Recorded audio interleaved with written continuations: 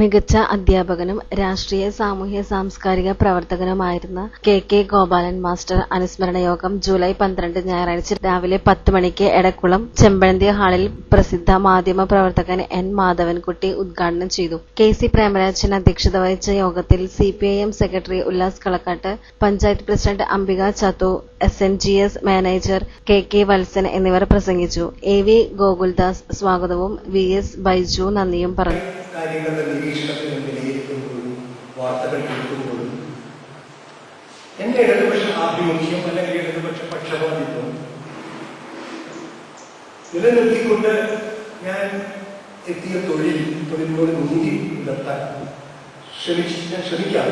വിജയിച്ചിട്ടൊന്നുമില്ല എനിക്ക് പറയാൻ പറ്റില്ല. പക്ഷെ 30 വർഷമായി അതെന്റെ ഒരു ശ്രമമാണ്.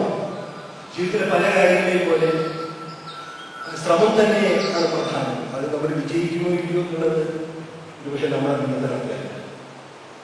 നിങ്ങളുടെ മൂല്യങ്ങൾ ഇടതുപക്ഷത്തിൽ, നിങ്ങൾ പണിയെടുക്കുന്നത് മുതലാളിയുടെ കീഴിലും മുതലാളിയുടെ രാഷ്ട്രീയം വ്യത്യാസമാവുകയും ഒക്കെ ചെയ്യുന്നു. എങ്ങനെയാണ് ഒരു മനുഷ്യൻ, ഒരു പത്രക്കാരൻ, ഒരു പത്രപ്രവർത്തകൻ സത്യസന്ധവും സ്വതന്ത്രവുമായി പ്രവർത്തിക്കുന്നത്?